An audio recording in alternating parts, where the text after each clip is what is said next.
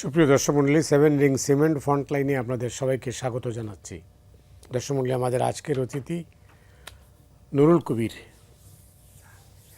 New এজের সম্পাদক এবং অতি সম্প্রতি তিনি সম্পাদক পরিষদের সভাপতির দায়িত্ব নিয়েছেন। স্বাগত আপনাকে। ধন্যবাদ আপনাকে। আজকের টক শো একটা বিষয় নিয়ে আলোচনা করতে চাই না, অনেকগুলো বিষয় আলোচনা করব। শুরুটা 24 ঘন্টা আগে আমাদের দেশের প্রধানমন্ত্রী ঢাকা বিশ্ববিদ্যালয়ে একটা বক্তব্য রেখেছেন। সেই বক্তব্যেও তিনি গবেষণার দিকে বেশি নজর দিতে বলেছেন, কারণ বাংলাদেশের ইতিহাস হচ্ছে এখন এই মুহূর্তে 54 বছরে বাংলাদেশের বিশ্ববিদ্যালয়গুলোর মান নিচের দিকে নামতে নামতে আর জায়গায় নেই নামতে। গবেষণা তো দূরের কথা, অন্য কিছুই হচ্ছে না এখন। এই প্রেক্ষাপটে তার এই বক্তব্যটাকে আপনি কীভাবে দেখছেন? ধন্যবাদ। প্রধানমন্ত্রী ওই ইউনিভার্সিটি গ্র্যান্ট কমিশন আয়োজিত ওই অনুষ্ঠানে শুধু এটা নয়, আরও অনেকগুলি গুরুত্বপূর্ণ কথা বলেছেন। কথা হিসেবে সেগুলো গুরুত্বপূর্ণ, তার চেয়ে গুরুত্বপূর্ণ হলো এটা কাজে রূপান্তর করবার আন্তরিকতা এবং যারা শিক্ষা ব্যবস্থাপনার সঙ্গে জড়িত, উচ্চশিক্ষা ব্যবস্থাপনার সঙ্গে জড়িত, তাদের অঙ্গীকারের উপরও অনেকটা নির্ভরশীল হবে। বিশ্ববিদ্যালয়ের গবেষণা, উদ্ভাবনী সামর্থ্য বৃদ্ধি, এটা তো অত্যন্ত ভালো কথা বলেছেন উনি। বিশ্ববিদ্যালয়ের ধারণাটাই হইল আপনার নতুন জ্ঞান সৃষ্টি করা। নতুন জ্ঞান সৃষ্টি করার জন্যে নানান বিষয়ে গবেষণার দরকার পড়ে, এবং যেই বিশ্ববিদ্যালয় যত বেশি গবেষণা করে, যত বেশি নতুন জ্ঞান সৃষ্টি করতে পারে, সেই বিশ্ববিদ্যালয় সারা পৃথিবীতে ততটা মর্যাদা লাভ করে। বিশ্ববিদ্যালয় দুই রকমেরই আছে, আপনার টিচিং বিশ্ববিদ্যালয় আছে, রিসার্চ বিশ্ববিদ্যালয় আছে। বাংলাদেশের পাবলিক বিশ্ববিদ্যালয়গুলো, ঢাকা বিশ্ববিদ্যালয় সহ, এখনও পর্যন্ত ক্যাটাগরি হিসেবে ঠিক করতে পারেনি যেগুলি কি রিসার্চ ইউনিভার্সিটি হবে না টিচিং ইউনিভার্সিটি হবে, শুধু পড়াবে না পড়ানোর পাশাপাশি আপনার গবেষণার মধ্য দিয়ে নতুন জ্ঞান উৎপাদন করবে। প্রশ্নটা হচ্ছে যে উদ্ভাবনী প্রশ্নে যদি তোলেন, তা সেটা তো আপনি ঠিকই বলেছেন, অত্যন্ত নিচের দিকে আছে আমাদের মান। এবং পৃথিবীর কোনো জনগোষ্ঠী, কোনো দেশ জ্ঞান চর্চা এবং নতুন নতুন জ্ঞানের উৎপাদন পুনরুৎপাদন করা ছাড়া সামষ্টিকভাবে আপনার বিকশিত হয় না, উন্নতি লাভ করে না। ফলে প্রধানমন্ত্রী এই কথাটা অত্যন্ত প্রণিধানযোগ্য। প্রশ্ন হচ্ছে, তিনি আরেকটা গুরুত্বপূর্ণ কথা বলেছেন, হয়তো আপনি ভুলে গেছেন বা পরে জিজ্ঞেস করতেন, যে বিশ্ববিদ্যালয়ের অধ্যাপক বা লেকচারার নিয়োগের ক্ষেত্রে দলীয় আদর্শ যাতে বিবেচনায় না নেওয়া হয়। লক্ষ্য করুন, ঢাকা বিশ্ববিদ্যালয়ে আওয়ামী লীগের আমলে সারা দেশের, মানে তার অগণতান্ত্রিক আচরণের কথা বাদ দিলে, সারা দেশেরটা বাদ দিলেও শুধু বিশ্ববিদ্যালয়ে যে অপরাধটা আওয়ামী লীগ সরকার এবং সেই সরকারের শিক্ষা ব্যবস্থার সঙ্গে জড়িত তথাকথিত বুদ্ধিজীবীরা ছিলেন, সবচেয়ে ক্ষতিকর যে জিনিসটা করেছে, বিশ্ববিদ্যালয়ে তাদের শিক্ষকদের দলীয় সংখ্যা বৃদ্ধির জন্যে অপরিকল্পিতভাবে ডজন ডজন বিশ্ববিদ্যালয়ের বিভাগ খুলেছে। আমি একটা উদাহরণ দিই, তাদের কি পরিণতি। ধরুন, আপনার আমার পেশার সঙ্গে সঙ্গতি পরায়ণ সাংবাদিকতা বিভাগ। সাংবাদিকতার নানান দিক আছে, সামগ্রিকভাবে সাংবাদিকতা বুঝবার, দক্ষতা অর্জন করবার একটা কম্প্রিহেনসিভ শিক্ষা লাগে। যেহেতু তাদের শিক্ষক সমিতির, দলীয় শিক্ষক সমিতির সংখ্যা বাড়াতে হবে, সে কারণে তাদেরকে বিভাগ বৃদ্ধি করে আপনার লেকচারার নিয়োগ করেছে। সাংবাদিকতা বিভাগকে ভেঙে 4টা বিভাগ করেছে। এগুলো সবই হচ্ছে খণ্ডিত জ্ঞান উৎপাদনের কেন্দ্রে পরিণত হয়েছে, অর্থাৎ সামষ্টিক জ্ঞানের পরিবর্তে কম্পার্টমেন্টালিজম করেছে। ফলে ওইখান থেকে যারা তৈরি হয়ে আসেন, কর্মক্ষেত্রে এইটা বোঝেন তো ওইটা বোঝেন না, ওইটা বোঝেন তো আরেকটা বোঝেন না। এটা একটা সমাজকে ক্ষতিগ্রস্ত করা। আরেকটা উদাহরণ দিই, আর্টিফিশিয়াল ইন্টেলিজেন্স এই মুহূর্তে সারা পৃথিবীতে একটা গুরুত্বপূর্ণ ব্যাপার। এর পক্ষে এবং বিপক্ষে, উপকারিতা এবং অপকারিতা, সংকট, সম্ভাবনা, সংশয় নিয়ে প্রচুর তাত্ত্বিক বিতর্ক জগতে আছে। কিন্তু টেকনোলজির বিকাশে আর্টিফিশিয়াল ইন্টেলিজেন্সের গুরুত্ব প্রতিদিন বাড়ছে। সেটাকে কতটুকু নিয়ন্ত্রণ করবেন, কতটুকু করবেন না, কতটুকু ব্যবহার করা যাবে, কতটুকু ব্যবহার করলে ডিহিউম্যানাইজেশন প্রসেসের মধ্যে মানব সভ্যতা পড়বে, আগেই বলেছি এগুলো চিন্তাভাবনার ব্যাপার আছে। ঢাকা বিশ্ববিদ্যালয়ে একটা এআই ডিপার্টমেন্ট খুলেছে, ভালো, কিন্তু তার প্রস্তুতি কী ছিল? দেখা গেল ওই এআই ডিপার্টমেন্ট চালানোর কোনো শিক্ষক নাই। ফিজিক্স ডিপার্টমেন্টের একজন লেকচারার সেখানে শুধু ক্লাস নেন।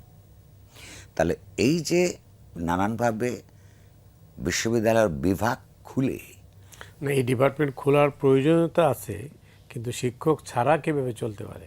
চলছে বা চলছে না, সেই জন্য লেখাপড়ার মান নিচে নেমেছে, র্যাঙ্কিংয়ে আরও নিচে নামতে থাকে। এটার প্রধান কারণ হচ্ছে দলীয়ভাবে দলের শিক্ষক সমিতিতে দলের সংখ্যা বৃদ্ধির জন্য আওয়ামী লীগের লোকেরা এই কাজগুলো করেছে। এরকম একটা সময় দেশের প্রধানমন্ত্রী যখন এটা নিবারণ করতে চান, এটা ভালো, কিন্তু প্রশ্ন হচ্ছে তিনি বা তার সরকার বা তার সঙ্গে সম্পর্কিত বা উচ্চশিক্ষা ব্যবস্থাপনার সঙ্গে যুক্ত তারা কি বাস্তবে এই নীতি মেনে চলেছেন? রাজনৈতিক পট পরিবর্তনের পর, আওয়ামী লীগের পতনের পর, ইউনূস সরকারের ইউনূস সাহেবের অন্তর্বর্তী সরকার চলে যাওয়ার পরও আপনার বিশ্ববিদ্যালয়গুলোতে নানান বিশ্ববিদ্যালয়ে উপাচার্য নিয়োগ হয়েছে।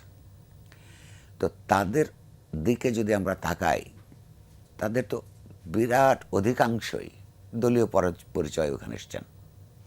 তারা কোন বিশ্ববিদ্যালয়ের উপাচার্য এটা বলবার আগে জাতীয়তাবাদী দলের কোন সংগঠনের সঙ্গে উনি যুক্ত ছিলেন, কোথায় পরামর্শক ছিলেন, কোন পরিষদের আহ্বায়ক ছিলেন, এই পরিচয় দিতে স্বচ্ছন্দ বোধ করে। তাদের অনেকের সঙ্গেই কোনো একাডেমিক আলাপ আলোচনা করার কোনো ব্যবস্থা নাই। আমি একটা ইউজিসি বলে, ইউনিভার্সিটি গ্র্যান্ড কমিশন, যেই সংগঠনটা এই সভা আয়োজন করেছিলেন উচ্চশিক্ষার উপরে, কাজটা ভালো। তাদের কর্মকর্তাদের কারো সঙ্গে আলোচনা করে দেখেছি যে বাইরের, যে ঢাকার বাইরের বিশ্ববিদ্যালয়গুলো, পাবলিক বিশ্ববিদ্যালয় যেগুলো নতুন নতুন হয়েছে, যেখানে নতুন নতুন উপাচার্য নিযুক্ত হয়েছেন, তারা এমনকি ইউজিসির সঙ্গে আলোচনায় যতগুলি বিল্ডিং বানানোর চেষ্টা করেন, উন্নয়ন কর্মকাণ্ড ওখানে করতে চান, ঠিক সেই পরিমাণে কারিকুলাম রিভিউ করা, কারিকুলামকে উন্নত করা, বিষয়বস্তুর আপনার বৈচিত্র্য আনা, গভীরতা আনা, অর্থাৎ একটা উচ্চশিক্ষার গভীরতা বাড়াতে হলে যা করা দরকার, এই ব্যাপারে আগ্রহ থেকে ওখানে বড় বড় বিল্ডিং বানানোর আগ্রহ বেশি। বিল্ডিং দরকার আছে। তো এখন কি এই পরিস্থিতি পাল্টাবে বলে আপনি মনে করেন? প্রশ্ন হচ্ছে যে সে তো খুব অল্প সময় এগুলি মন্তব্য করার, কিন্তু আমরা যেটা বলে রাখতে চাই আপনার এই আলোচনায়, তিনি কথাটা বলেছেন, প্রধানমন্ত্রী, উচিত হবে এটার উপর নজর রাখা, তার কথাটা যাতে কিছুদিন পরে স্ববিরোধী হিসেবে আপনার প্রমাণিত না হয়। সত্যি সত্যিই যাতে বিশ্ববিদ্যালয়গুলো মেধার ভিত্তিতে শিক্ষক নিয়োগ করেন, সত্যি সত্যিই যেন গবেষণার কাজে মনোযোগ দেন, তার একটা পরিবেশ তৈরি করা। আরেকটা কথা মনে রাখতে হবে, কিছু কথা শুধু শুভ আকাঙ্ক্ষার উপর, শুভ ইচ্ছার উপর নির্ভর করে না। গবেষণা একটা ব্যয়বহুল পদ্ধতি। কয়েক বছর আগেও আমি দেখেছি যে ঢাকা বিশ্ববিদ্যালয়ের যে বাজেট, তার মাত্র 1% বরাদ্দ হচ্ছে গবেষণার জন্যে। তো ফলে যেই সরকারের প্রধান উচ্চশিক্ষার মান উন্নত করতে চান, গবেষণা বাড়াতে চান, মেধার উৎকর্ষ সাধনের চেষ্টা করতে চান, দলীয় প্রাধান্য থেকে বিশ্ববিদ্যালয়গুলো মুক্ত রাখতে চান, তার পরিষ্কারভাবে বার্তা তার শিক্ষা মন্ত্রণালয় কিংবা স্বায়ত্তশাসিত বিশ্ববিদ্যালয়গুলোর প্রধানদের যেমন এই বার্তাটা সত্যিকার অর্থে দিতে হবে, যাতে চর্চাটা হয়। সঙ্গে সঙ্গে এই যে বাজেটের মধ্যে সরকারের যে অবদান যে অংশ আছে, সেখানে গবেষণার জন্য বাজেট বৃদ্ধি করা একটা অপরিহার্য ব্যাপার। এইটা যদি পরিহার করতে যায়, তাহলে ওই কথা স্লোগান আকারে মুখে থেকে যাবে, বাস্তবে আমরা আমাদের কাঙ্ক্ষিত গবেষণা এবং নতুন জ্ঞান, নতুন উদ্ভাবনা খুঁজে পাবো না। তাতে দেশটা পিছিয়ে থাকবে। এগোনোর জন্যে এইসব দিকে বাস্তবানুক নজর দিতে হবে, স্লোগান আকারে থাকলে হবে না। অনেক ধন্যবাদ আপনাকে। আপনারা জানেন যে এই 3 দিন আগে মানে পুলিশ সপ্তাহ মানে ঘটা করে সারা দেশে পালিত হলো। সারা দেশে মানে কি প্রতিদিনই মানে প্রতি বছরই এটা পালিত হয়ে থাকে। এবারের মানে পুলিশ সপ্তাহ পালনকালে মাননীয় প্রধানমন্ত্রী বক্তব্য রেখেছেন। সেই বক্তব্যের মধ্যে একটা স্পষ্ট বলা আছে যে দলীয় বিবেচনায় কোনো পুলিশ নেওয়া যাবে না। তিনি এটাও ভালো কথা। হ্যাঁ, কিন্তু আমার একই কথা আবারও, যে নীতি হিসেবে এই যে দলীয় পুলিশ নিয়োগ করার কিংবা নিয়োগকৃতদের দলীয়কৃত করার কুফল আমরা 2024 সালে সে কুফল লক্ষ্য করেছি। অর্থাৎ আওয়ামী লীগ আমলে এই ঘটনাগুলো ঘটেছে। কে যে আওয়ামী লীগ নেতা, আর কে যে পুলিশ প্রধান, কে যে ডিএমপির প্রধান, আর কে যে ঢাকা শহরের মেয়র, এটা তো পৃথক করা কঠিন হয়ে গেছিল। তার শেষ পর্যন্ত পুলিশ যখন দলীয়করণ হয়ে যায় এবং সে যখন দলীয় কর্মীর মতন আচরণ করে, তখন একটা সমাজের যে মতের বিভিন্নতা এবং সরকারি মতের বাইরে থাকলে সরকারের ব্যাপারে আইনানুগ প্রতিবাদ, সরকারের সিদ্ধান্তের ব্যাপারে কোনো সিদ্ধান্তের ব্যাপারে আইনানুগ প্রতিবাদ করবার যে স্পেস থাকবার কথা, সেগুলি সংকুচিত হয়। সংকুচিত হতে হতে এক সময় বন্ধ হয়। তখন ক্ষোভ মানুষের মধ্যে জমা হতে থাকে। এই ক্ষোভ একসময় বিক্ষোভে ফেটে পড়ে গণবিস্ফোরণের তৈরি করে এবং সরকারকে শেষ পর্যন্ত পালাতে হয়, পুলিশ প্রধানদের সহ। এই অবস্থার পুনরাবৃত্তি তো আমরা চাই না। একটা দেশ কয়েক বছর পর পরই এটা তো অ্যাফোর্ড করতে পারে না। ফলে আমি আবারও বলবো, প্রধানমন্ত্রী খুব সুন্দর করে বলেছেন যে দলীয় পুলিশ দেখতে চান না, কিন্তু একই সময়ে তার একদিনের মধ্যেই একজন ডিআইজি তিনি যে কি পরিমাণ জাতীয়তাবাদী এবং জীবনে কখনোই যে এই পথ থেকে উনি বিচ্যুত হন নাই, এই যে বক্তৃতা তারা দিলেন, তো তার তো পুলিশ প্রশাসনে থাকবার কথা না যদি প্রধানমন্ত্রীর বক্তব্যটা উনি মিন করে থাকেন। কিংবা আপনি বলেছেন যে, বা আমি বলি যে কথা এবং কাজে মিল থাকতে হবে। অন্তত 2-4টা উদাহরণ প্রধানমন্ত্রীকে তৈরি করতে হবে যে তিনি একটা গণতন্ত্র পরায়ণ, দেশপ্রেমিক, সুস্থ সিদ্ধান্ত দিয়েছেন, কিন্তু সেইটা যারা বাস্তবায়ন করে নাই, চামচাগিরি করতে গেছে, তারা পুরস্কৃত হন নাই, তিরস্কৃত হয়েছেন। এরকম উদাহরণ তৈরি করতে হবে। আর আপনি যেটা বললেন যে পুলিশ সপ্তাহে 2টো ঘটনা ঘটে নাই এবার। একটা হচ্ছে প্রতি বছরই পুলিশ কর্মকর্তাদের ভালো কাজের জন্য তাদেরকে রাষ্ট্রীয় নানান পদক আছে, সেগুলো দেয়া হয়। এবার এটা দেওয়া হয়নি। আর সেই কারণে একটা বড় ম্যাগাজিন বেরোয় প্রতি বছর, সেই প্রকাশনাটাও এবার বের হয় নাই। এটার 2টো ব্যাখ্যা আছে, একটা অফিশিয়াল আর একটা আনঅফিশিয়াল। অফিশিয়াল ব্যাখ্যা হিসেবে পুলিশ কর্তৃপক্ষ দেশবাসীকে জানিয়েছে যে এই পুরস্কারকে শেষ চূড়ান্ত পর্যায়ে রাষ্ট্রীয়ভাবে গৃহীত হওয়ার জন্যে প্রেসিডেন্টের সিগনেচার লাগে। দেশের প্রেসিডেন্ট যেহেতু বিদেশে চলে গেছেন তার স্বাস্থ্যের জন্যে, চিকিৎসার জন্যে, সুতরাং তারা এটা করতে পারেন না। এটা বাইরের কথা। ভেতরের কথা সাংবাদিক হিসেবে আমি জানি সেটা অন্য। তালিকা একটা করা হয়েছিল কারা পদক পাবেন, কারা পুরস্কার পাবেন, কিন্তু সেই তালিকায় অনেকের যাদের নাম এসছে তাদের গত বছরগুলোতে যেই সমস্ত কারণে কৃতিত্ব দেখানো হয়, সেই কৃতিত্ব দেখাতে গেলে এই তালিকা ভীষণভাবে কন্ট্রোভার্সিয়াল, বিতর্কিত হয়ে পড়বে। আপনার মনে থাকবার কথা, আওয়ামী লীগ আমলে কোনো পুলিশ কর্মকর্তাকে পুরস্কৃত করা হয়েছে, মেডেল দেওয়া হয়েছে, সেখানে কেন যে মেডেল দেওয়া হয় তার একটা সাইটেশন থাকে, ওই যে যে প্রকাশনাটা থাকে, তার মধ্যে এরকম ছিল যে বিরোধী দলীয় বিক্ষোভকে সফলভাবে দমন করার জন্যে তাকেই পুরস্কার দেওয়া হলো। তো বিরোধী দলীয় গণতান্ত্রিক আকাঙ্ক্ষার জন্য যে প্রতিবাদ, তাকে দমন করার জন্য পুরস্কৃত করা, এটা তো কাজের কথা না। অবশ্যই। এবং সেগুলো পরবর্তীকালে ওই বই থেকেই কোট করে আমরা এগুলো রিপোর্ট করেছি। তো কিছু পুলিশ কর্মকর্তা যাদের নাম এসেছিল, তাদের যে নিকট অতীত সেটা খুবই বিতর্কিত, সে কারণে এটা বন্ধ করা হয়েছে।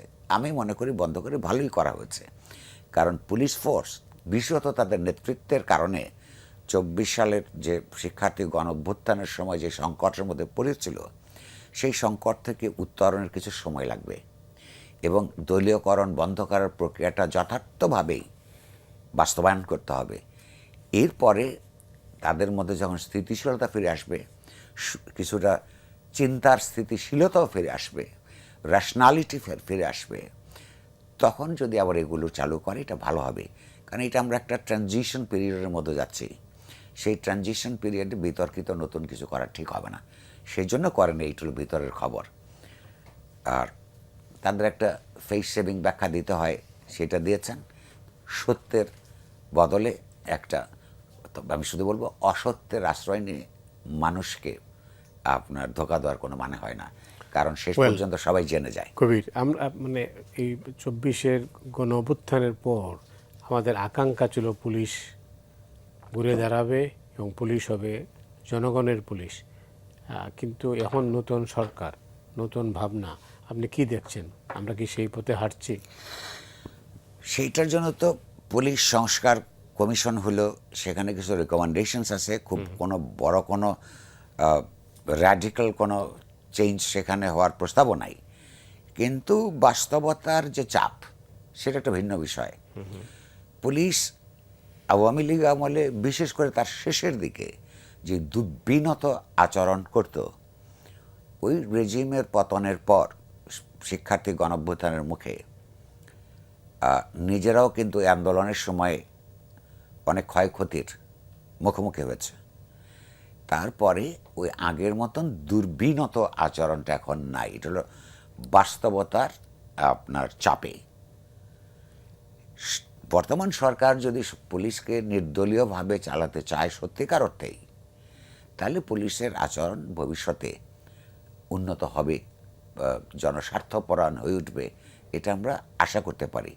কিন্তু it's too early two comment. দেখা যাক, প্রবণতা এখনও ভালো, সেই আচরণগুলিকে প্রাতিষ্ঠানিকীকরণ করা খুব গুরুত্বপূর্ণ। পুলিশের উদ্ধত আচরণের বা জনসাধারণের সঙ্গে দুর্বিনত আচরণের একটা কারণ হচ্ছে রিক্রুটমেন্ট প্রসেসের দুর্নীতি।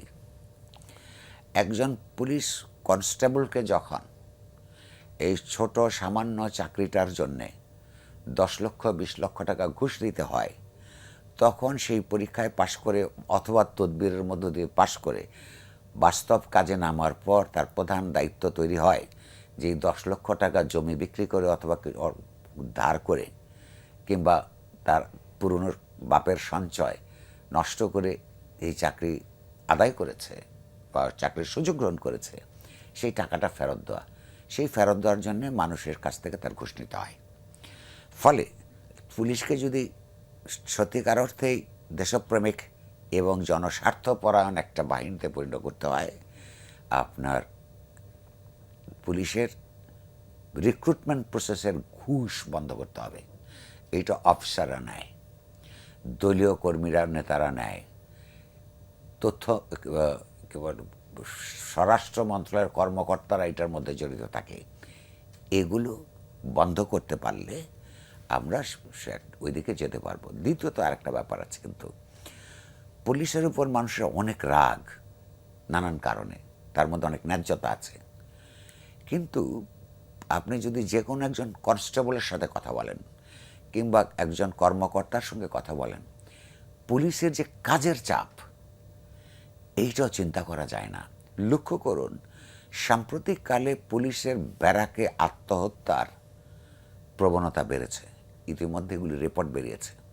পরিসংখ্যান দেখলে বোঝা যায় তার পূর্ববর্তী বছরগুলির তুলনায় 20 বছর আগে বা 10 বছর আগে, হ্যাঁ, যে আত্মহত্যার প্রবণতা সমাজের মধ্যে কম বেশি সব সেক্টরে থাকে, পুলিশের যে আত্মহত্যার কনস্টেবলদের মধ্যে বিশেষত প্রবণতা বেড়েছে, তার জন্য কয়েকটা জিনিস দায়ী। একটা তার কাজের অতিরিক্ত চাপ, তার আয় স্বল্পতা, মানে বৈধভাবে আয়ের স্বল্পতা, থাকার পরিবেশ, চিকিৎসার পর্যাপ্ত চিকিৎসার সুযোগ না থাকা, এই সবগুলো মিলে পুলিশদেরও কিন্তু আপনার বাস্তব সমস্যা আছে, ন্যায্য সমস্যা আছে। এই সমস্যাগুলি দূর করার জন্য সরকারকে উদ্যোগ নিতে হবে, পয়সা বরাদ্দ করতে হবে। আবার ঘুষ দুর্নীতির মধ্যে তারা যাতে না পড়তে হয়, তার জন্য রিক্রুটমেন্ট প্রসেসকে স্বচ্ছ করা সহ এক ধরনের নজরদারির মধ্যে রাখবার দায়িত্ব আছে। কিন্তু কবির 2024-এর গণঅভ্যুত্থানের পর পুলিশের পোশাক পরিবর্তনের একটা দাবি উঠে এবং সেই সিদ্ধান্ত অনুযায়ী বা সেই দাবি অনুযায়ী মানে পোশাক পরিবর্তন করা হয়। অতি সম্প্রতি আবার শুনছি যে আবারও পোশাক পরিবর্তন হবে। তো এই পোশাক পরিবর্তন হলেই কি না, দেখুন, পোশাক পরিবর্তন একটা খুবই বাহ্যিক ব্যাপার। পোশাক পরিবর্তন করার একটা কারণ হচ্ছে মনস্তাত্ত্বিক দিক থেকে, অর্থাৎ যেই পোশাকে পুলিশকে নৃশংস হতে দেখেছে সেই পোশাকটার প্রতিও জনসাধারণের এক ধরনের রাগ থাকে। ফলে সেই তার পুরনো পরিচয়টা থেকে বেরিয়ে আসার জন্য পোশাক পরিবর্তন করা যায়। কিন্তু আপনি ন্যায্যভাবেই বলেছেন, সেটা তো হয়েছিল। হওয়ার পরে আবার নতুন করে পরিবর্তন কেন? তারা বলেছে এটা তাদের পছন্দ না, নতুন সরকারের কোটি কোটি টাকা তারটা পছন্দ না, তা নতুন করে করবে, আবার আরেকজনের পছন্দ হবে না। পোশাক পরিবর্তনের যে পশ্চাৎ কারণ, সে অনুযায়ী পরিবর্তিত হয়েছে। এইটা পরিবর্তনের কারণ পেছনে এই কোটি কোটি টাকা অপব্যয় করার পেছনে ভেস্টেড ইন্টারেস্ট থাকে। এটা নতুন কোনো কোম্পানির, নতুন কিছু ব্যক্তিবর্গের ব্যবসা, এটা অপচয়, এটা ভেস্টেড ইন্টারেস্ট, কায়েমি স্বার্থ। এই স্বার্থকে ধ্বংস করতে না পারলে, কারণ নতুন করে কয়েক কোটি পোশাক, মানে কয়েক লাখের জন্য তো কয়েক কোটি পোশাক লাগে। তো এই যে এইটা কেউ না কেউ কোথাও না কোথাও এই ব্যবসাটা বাগিয়েছে, এগুলি ক্ষতিকর। সরকারকে এগুলো খেয়াল না রাখলে ওই পোশাক পরিবর্তন করে পুলিশের মন এবং মনন পরিবর্তিত হবে না, তার সমস্যার সমাধান হবে না। আমাদের দরকার পুলিশের সমস্যার সমাধান, তার মধ্য দিয়ে তার দৃষ্টিভঙ্গির পরিবর্তন, ইতিবাচক পরিবর্তন, এবং তার মধ্য দিয়ে জনসাধারণের প্রতি তাদের সহযোগিতার মনোভাব বৃদ্ধি করা। অনেক ধন্যবাদ আপনাকে। দর্শক, আমরা বিরতিতে যাচ্ছি, ফিরছি খুব তাড়াতাড়ি, আমাদের সঙ্গেই থাকুন।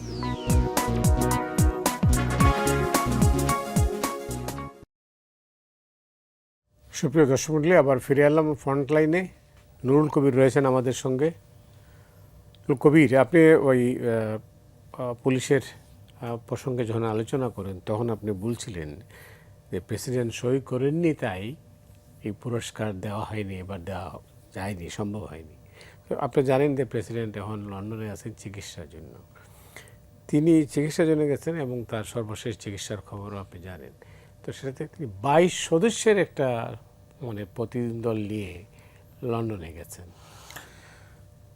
এটার অপচয়, আমি আসছি। ব্যয় সংকোচনের মধ্যে আপনি লক্ষ্য করুন, প্রেসিডেন্টের চিকিৎসা এবং সেই চিকিৎসায় রাষ্ট্রীয় তহবিল ব্যয় করার আইন আছে।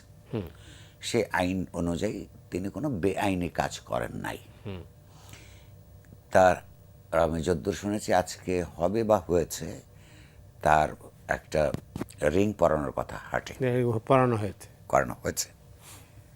আপনার সঙ্গে প্রেসিডেন্টের খাতির বেশি, খবরটা বেশি না আমি দেখেছি, আমি সংবাদ মাধ্যমেই দেখেছি। আচ্ছা, বাংলাদেশে এই ধরনের অপারেশন, এই বারডেমে মধ্যবিত্ত অনওয়ার্ডস, তার নিচে অসংখ্য রোগী প্রতিদিন বাংলাদেশের ডাক্তাররা এই চিকিৎসাটা দিচ্ছে। এখন এখানে তিনি করলেন না কেন, সেটা পুরা ডাক্তারি কাগজপত্র না দেখলে, তাদের ব্যাখ্যা না দেখলে, না শুনলে হয়তো আমরা বলতে পারবো না। কিন্তু এখানে দুটো বিষয় জনস্বার্থে আলাপ করা প্রয়োজন। এক, এই যে প্রেসিডেন্টের সঙ্গে গেলে তার কিছু নিরাপত্তা কর্মী যায়, এটা প্রোটোকলের অংশ, তার চিকিৎসা হবে।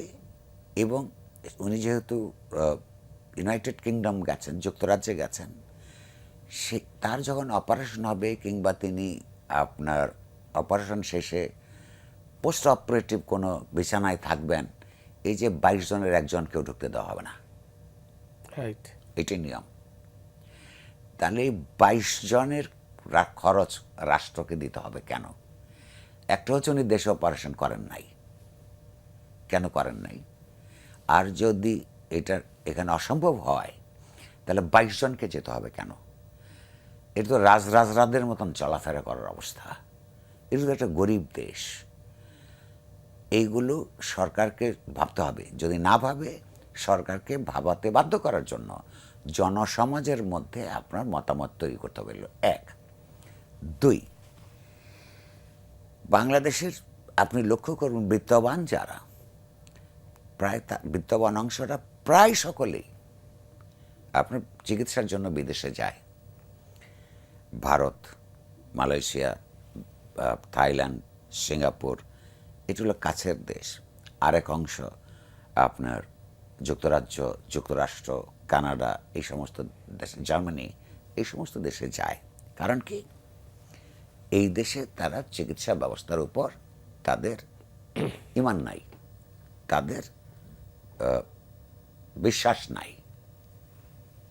এইটা হচ্ছে এই দেশের শাসক শ্রেণীর যেহেতু একটু নির্লজ্জ প্রকৃতির, তো তাদের লজ্জা লাগে না যে 54 বছর পরেও বাংলাদেশে স্বাভাবিক কতগুলো চিকিৎসার ব্যবস্থা, প্রতিটা গভর্নমেন্ট বিভিন্ন দলের ছিল, নির্দলীয় ছিল, তারা এটা ব্যবস্থাটা করে নাই।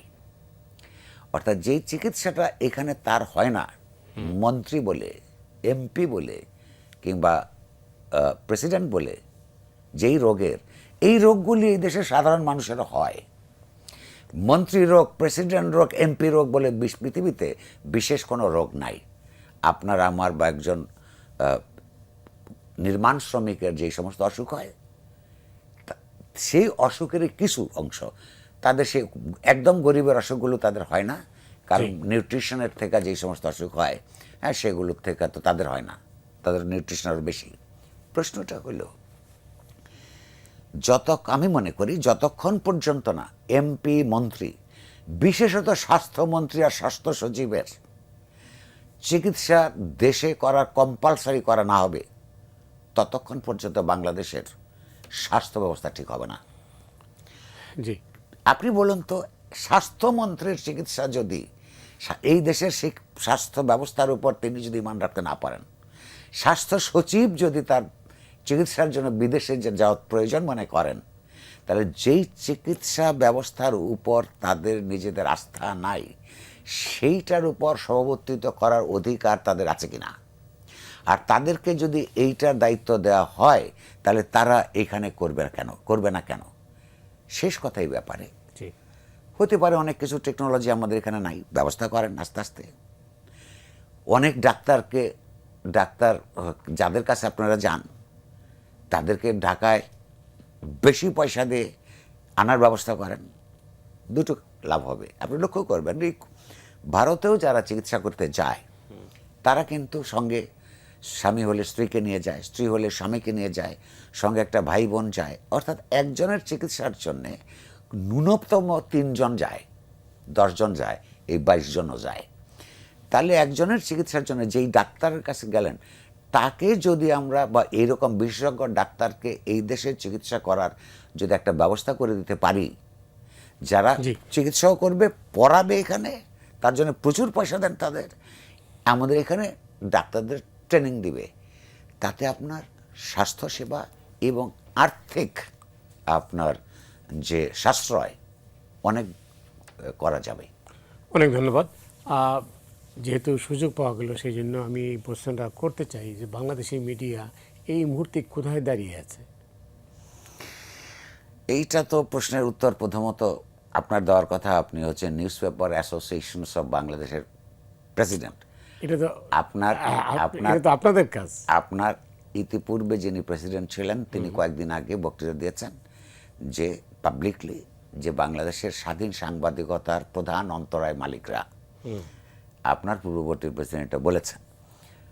তো সেই সমস্যা আপনারা সমাধান করার জন্য যেটা করতে হবে আপনাদের, যেটাকে বলে এডিটোরিয়াল ইন্ডিপেন্ডেন্স, সম্পাদকীয় স্বাধীনতা নিশ্চিত করতে হবে। আপনার ব্যবসা প্রতিষ্ঠান রক্ষা করবার জন্য পত্রপত্রিকাকে ব্যবহার করার এই স্বভাব থেকে মালিকদের দূরে সরে আসতে হবে, এক। দ্বিতীয়ত, আমার দিক থেকে যেইটা যদি বলেন, কয়েকদিন আগে আমি একটা বক্তৃতা দিয়েছি ছোট্ট ঘরে, সেই কথাটা আরেকটু বৃহত্তর পরিসরে আপনি প্রশ্নটা করেছেন এই যখন, তার আমি একটা উত্তর দিই। বাংলাদেশে বহুকাল ধরে সাংবাদিকতা যদি আইন সংবিধানের দিক থেকে দেখেন, এটা একটা অবৈধ পেশা। আমরা যে সাংবাদিকতা করছি প্রতিদিন আইন ভঙ্গ করে সাংবাদিকতা করতে হচ্ছে, কারণ কোনো আইন বৈধভাবে সাংবাদিকতা করতে দেয় না। আপনি আমাকে একটু সময় দেন, আমি 4টা পয়েন্ট বলতে চাই, খুব ছোট। বলেন। বাংলাদেশের রাষ্ট্রীয় সংবিধান 39 নম্বর ধারায় লেখা আছে, নাগরিকদের বাক এবং ব্যক্তির স্বাধীনতা থাকবে, সংবাদপত্রের স্বাধীনতা থাকবে। সাধারণভাবে এই কথার সত্য, চিন্তা এবং বিবেকের স্বাধীনতা থাকবে। এখন চিন্তা এবং বিবেকের স্বাধীনতা যদি থাকে আপনার নাগরিকের, তো আপনি চিন্তা করেন ঘরে বসে বসে। আপনাকে কেউ রাষ্ট্র তো আর দেখবে না, পুলিশ এসে দেখবে না, বা দলীয় কর্মী এসে দেখবে না কী চিন্তা করে ক্ষমতাসীন দলের। প্রশ্নটা হচ্ছে সেই বিবেক প্রসূত চিন্তা প্রকাশের ক্ষেত্রে কি বাধা নিষেধ আছে। তো ওইটা মঞ্জুর করে সঙ্গে সঙ্গে বলে দেওয়া হয়েছে 39 নম্বর অনুচ্ছেদেই সংবিধানের, যে আইনের দ্বারা আরোপিত বিধিনিষেধ সাপেক্ষে এই স্বাধীনতা থাকবে। তো বিধিনিষেধগুলি কী কী আছে? অরাজকতা তৈরি করা যাবে না, ইত্যাদি ইত্যাদি ইত্যাদি। বিদেশি রাষ্ট্রের সঙ্গে সম্পর্ক ক্ষতিগ্রস্ত হয় এমন কিছু লেখা যাবে না। অর্থাৎ আপনি কতগুলি বার তৈরি করলেন, এক হাতে আপনি ইয়েটা দিলেন, অধিকারটা দিলেন, আর এক হাতে তুলে নিয়ে গেলেন। আমি যদি প্রশ্ন করি, অন্য সব কথা বাদ, ইসরায়েল রাষ্ট্রের সঙ্গে যদি নাই বাংলাদেশের সম্পর্ক যদি থাকতো, আপনি কি এই মুহূর্তে ভালো সম্পর্ক রাখতেন? ইরানে তারা যা করছে, লেবাননে যা করছে, প্যালেস্টাইনে যা করছে, কিংবা এই যে ভারতের সঙ্গে যে সম্পর্ক, প্রত্যেক দিন আমার দেশে নাগরিকদেরকে হত্যা করে, তো তার সঙ্গে সরকারের সম্পর্ক ক্ষতিগ্রস্ত হবে যে ভারত আমাদের সঙ্গে বৈরী আচরণ করছে, এটা লেখা যাবে না। এটা তো তাহলে বৈধভাবে সত্য কথা বলতে আপনি পারছেন না যদি ওই সংবিধানের ওই অনুচ্ছেদ মানেন। এক, সাংবিধানিক। দুই, আপনার নিশ্চয়ই মনে থাকবার কথা যে আমাদের যে মন্ত্রী হন, প্রত্যেকটা সরকার তৈরি হয়, মন্ত্রী হওয়ার শপথের মধ্যে দুটো শপথ নেয়। একটা হচ্ছে তার দায়িত্ব সম্পর্কে রাষ্ট্রের প্রতি তার আনুগত্য, সংবিধানের প্রতি আনুগত্য। আরেকটা শপথ, এটা বলা হয় ওথ অফ সিক্রেসি। কি বলা হয় সেখানে? ওথটাই হচ্ছে, তার শপথটাই হচ্ছে যে মন্ত্রী হিসেবে দায়িত্ব পালনকালে তার কাছে বিবেচনার জন্য যত তথ্য আসবে, যত কিছু বিবেচনার জন্য আসবে, সে তার কাজ করার প্রয়োজন ছাড়া এটা কাউকে কিছু বলতে পারবে না। আচ্ছা, পাবলিক ইনফরমেশনের সোর্স কোথায়? মন্ত্রী পরিষদ, তারাই সিদ্ধান্ত গ্রহণ করে। কোথায়? সচিবালয়, যেখানে মন্ত্রণালয় হওয়া উচিত, অর্থাৎ এই যে রাষ্ট্রীয় কর্মকর্তাদের কাছে। সেখানেও আর একটা আইন আছে, অফিসিয়াল সিক্রেটস অ্যাক্ট, 1923 সালে ব্রিটিশরা কলোনিয়াল যুগে করেছিল। পাকিস্তান আমল হয়ে দুইটা স্বাধীনতা পর হয়ে বাংলাদেশের পর 54 বছর আগ পরে এটা এখনও আছে। সেখানে অনেক কথাবার্তা আছে। একটা কথা শুধু বলি, রাষ্ট্রীয় কোনো তথ্য বা সরকারি তথ্য শত্রুর হাতে পড়তে পারে বা দেশের ক্ষতি হতে পারে, এইটার কারণে কোনো রাষ্ট্রীয় তথ্য, তার অর্থাৎ পাবলিক ইনফরমেশন, পাবলিককে দিবে না। অর্থাৎ free flow of public information ছাড়া সাংবাদিকতা হয় না। তাহলে এই যে সরকার যে সমস্ত সিদ্ধান্ত গ্রহণ করে, যেগুলো আমরা খুঁজে টুজে বা আপনারা আমরা মিলে যে ছাপাই, এটা আইনসঙ্গত না। মন্ত্রীর আইনের দ্বারা সাংবিধানিকভাবে তথ্য প্রকাশ না করবার জন্য প্রতিজ্ঞাবদ্ধ। সচিবরা তথ্য প্রকাশের জন্য ওই আইনের অধীনে, অফিসিয়াল সিক্রেসির অধীনে তথ্য সরবরাহ করতে তারা অসমর্থ। সর্বশেষ কথা, পত্রপত্রিকার যে ডিক্লারেশন দেয় ডিসি সাহেবেরা, তার মধ্যে যে মুদ্রাকর এবং প্রকাশকের একটা অঙ্গীকারনামা দিতে হয়, সেখানে 1973 সালের প্রিন্টিং অ্যান্ড পাবলিকেশনস অ্যাক্টের আন্ডারে এখনও লেখা আছে, যেটাও চলেছিল, সেইটার বিরুদ্ধে এই দেশের মানুষ বহুবার সে আওয়ামী রেজিমের বিরুদ্ধে সংগ্রাম করেছে। কিন্তু এত সরকার এলো গেল, কিন্তু ওই অঙ্গীকারনামাতে লেখা আছে সরকারের স্বার্থের পরিপন্থী কোনো কিছু ছাপাইতে পারবেন না।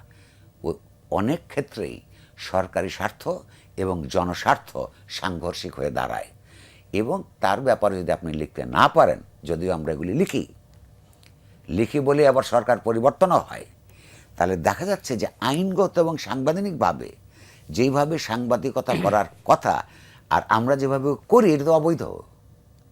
তাহলে যেই দেশে সাংবাদিকতা অবৈধ, সেই দেশের সাংবাদিকদের, বিশেষত আপনাদের আমাদের নানান কারণে ইতিহাস আমাদেরকে কিছুক্ষণের জন্য যাদেরকে নেতৃত্বের অবস্থানে অধিষ্ঠিত করেছে, তাদের দরকার হচ্ছে সাংবাদিকতাকে বৈধ করার জন্য সংগ্রাম করা। ওয়েল, কবির, আপনি যে কথা বললেন অবৈধ সাংবাদিকতা, এটা আমি জানি, কারণ অঙ্গীকারপত্র তো আমিও সই করেছি। প্রশ্নটা হচ্ছে যে দেশে সাংবাদিকদের বিরুদ্ধে খুনের মামলা হয় ঢালাওভাবে, সেই দেশে আপনি বৈধ অবৈধ নিয়ে বিচার করার আগেই তো বিচার হয়ে যাচ্ছে না? না, সেটা একটা আরেকটা আলাদা প্রসঙ্গ। প্রথম কথা হচ্ছে, একটা ধরুন একটা সুস্থ পরিবেশে এই আইনগুলো না বদলানো ছাড়া সাংবাদিকতা সরকার রাষ্ট্র কোনোদিনই ঠেকাইতে পারে নাই, পারবেও না, ঝামেলা করতে পারে মাঝে মাঝে। কিন্তু আমি তো এটা বৈধ পেশা হিসেবে দেখতে চাই। কিন্তু আমি যা করি সেটা প্রত্যেকটা অবৈধ আইনগুলি এরকম। এই আইনগুলো থেকে মুক্তি দরকার দেশের ইজ্জতের জন্যেও, শুধু আমাদের কাজের ফ্যাসিলিটেশনের জন্য না। আপনি সভ্য জগতে বলতে পারবেন যে এই দেশে একটা আইন আছে, সরকারের পরিপন্থী কিছু লেখা শাস্তিযোগ্য অপরাধ, সরকারের স্বার্থের পরিপন্থী? এর তো সরকার এবং রাষ্ট্রের পার্থক্যও বোঝে না গেল, যারা এই আইন প্রণয়ন করেছে এবং যারা জিয়ে রেখেছে। আপনি যে প্রসঙ্গটা তুলেছেন, এটা একটা খুব জাজ্জল্যমান একটা সমস্যা হিসেবে এই মুহূর্তে আমাদের সামনে আছে। এ কথা সত্য যে আওয়ামী লীগের আমলে দলীয় সাংবাদিকতা একটা অশ্লীল মাত্রায় পৌঁছেছিল। সেই দলীয় সাংবাদিকতায় অনেকেই নিজের সাংবাদিক সত্তাকে অসম্মান জানিয়ে নানান ধরনের দালালির মধ্যে নিজেদেরকে যুক্ত করেছিল। বাংলাদেশের কোনো আইনের দালালি করা ফৌজদারি অপরাধ হিসেবে এখনো পর্যন্ত আইনের মধ্যে নাই। এই দালালি সাংবাদিকতাকে মানুষ সম্মান করে না। সমাজে তারা প্রভাবশালী হয়ে ওঠে না। ক্ষমতাশালী হয়ে ওঠা আর প্রভাবশালী হয়ে ওঠা দুইটা পার্থক্য আছে। এরা ক্ষমতাবান হয়েছিল, এই ক্ষমতার অপব্যবহারও করেছে। সেই সরকারের পতনের পর অনেক সাংবাদিককে গ্রেফতার করা হয়েছে। আপত্তিকর জিনিস হলো, ওই সরকার মাত্র 3 সপ্তাহের মধ্যে সহস্রাধিক প্রতিবাদী তরুণ তরুণী বৃদ্ধকে হত্যা করেছে। 10-20 হাজারের মতো মানুষকে নানানভাবে প্রতিবাদী গণতন্ত্রপরায়ণ প্রতিবাদীদের চিরজীবনের জন্য পঙ্গু করে দিয়েছে। সেই সরকারকে এই সাংবাদিকরা নীতিগত সমর্থন দান করেছে, কিন্তু তারা গুলি করে হত্যা করে নাই। আর এদেরকে যে মানুষ সম্মান করে না, এটা একটা বড় শাস্তি। বিগত সরকারও, অন্তর্বর্তীকালীন সরকারের কয়েকজন মন্ত্রী, বর্তমানে যে নির্বাচিত সরকার সেই সরকারের কয়েকজন মন্ত্রী বারবার বলেছে যে এই মামলাগুলি রিভিউ করা হবে এবং এর মধ্য দিয়ে তাদেরকে, যারা এই খুন হত্যার সঙ্গে জড়িত ছিলেন না বলে প্রাইমা ফেসি পাওয়া যায়, আপাত দৃষ্টিতে মনে হয় তাদেরকে সেই সমস্ত মামলাতে মুক্তি দান করবেন। সরকারগুলো কথা দিচ্ছে কিন্তু করছে না। তাতে তারা যেমন হচ্ছে, এবং অনেককে পর্যাপ্ত আইনগত যে সুবিধা তার প্রাপ্তি সেটাও হচ্ছে না বলে তার সন্তানরা অভিযোগ করছেন, পরিবারবর্গ অভিযোগ করছেন। আপনি একটা কথা আপনার মাধ্যমে বলতে চাই, এই যে রক্তক্ষয়ী যে শিক্ষার্থী গণঅভ্যুত্থান হয়েছে, সেইটার একটা স্পিরিট হচ্ছে অবিচারের বিরুদ্ধে সংগ্রাম, ইনজাস্টিসের বিরুদ্ধে সংগ্রাম। কারণ আওয়ামী লীগ ইনজাস্টিস করছিল। সেই রক্তাক্ত সংগ্রামের উপর দাঁড়িয়ে প্রতিষ্ঠিত কোনো সরকার অন্যদের প্রতি ইনজাস্টিস করলে এই সংগ্রামের, ওই লড়াইয়ের মর্মবস্তুর সঙ্গে বিশ্বাসঘাতকতা করা হয়। তাদের বিরুদ্ধে যদি সুনির্দিষ্ট কোনো অভিযোগ থাকে, সেটা অন্য নাগরিকদের বিরুদ্ধে মতোই সেইটা ইনভেস্টিগেশনের ভিত্তিতে সেই মামলা চলতে পারে। কিন্তু যেটা তারা করেন নাই বলে সরকার নিজে স্বীকার করে, তার জন্যে আপনার তাদেরকে কারান্তলারে রাখা, জামিনটা এটা অন্তত অন্যায়। দেওয়া যায়। না, নির্ভর করে যেই মামলাগুলি করা হয়েছে এটা জামিনযোগ্য কি জামিনযোগ্য না। Right, হ্যাঁ। কিন্তু মামলাটাই যদি অন্যায়ভাবে করা হয় এবং তাদের প্রতি যারা রাজনৈতিকভাবে কিংবা দলীয়গতভাবে ক্ষিপ্ত, তাদের সেই ক্ষিপ্ততাকে, রাগকে স্যাটিসফাই করার জন্য যদি বিএনপি সরকার তাদেরকে কারান্তলে রাখে, সেইটা একটা অবিচার হবে। তাতে আমি আবারও বলছি, সুনির্দিষ্ট অন্যায় থাকলে তার বিচার করা হোক। আর এটা যদি না করেন, বাংলাদেশ কিন্তু বিশ্ববিদ্যালয়ের র্যাঙ্কিংয়ের কথা, উচ্চশিক্ষার র্যাঙ্কিংয়ে যখন নিচে পড়েছে, এই যে সাংবাদিকতার র্যাঙ্কিংয়ে বিশ্বব্যাপী বাংলাদেশ যে পিছনে পড়ছে, এইটাও কিন্তু একটা উপাদান হিসেবে আরও যুক্ত হবে। সরকারের জন্য এটা ভালো কাজ না। যেই অপরাধ করে নাই সেই অপরাধের জন্য কাউকে শাস্তি দেওয়া অবিচার। বাংলাদেশের সকল গণতান্ত্রিক সংগ্রাম ওই অবিচারের বিরুদ্ধে ছিল। আমি মনে করি সরকার এটা ঠান্ডা মাথায় বিবেচনা করবেন। অনেক অনেক ধন্যবাদ নুরুল কবির আপনাকে। অনেক ধন্যবাদ। দর্শক মণ্ডলী, আজ এ পর্যন্তই। আপনারা সবাই ভালো থাকুন।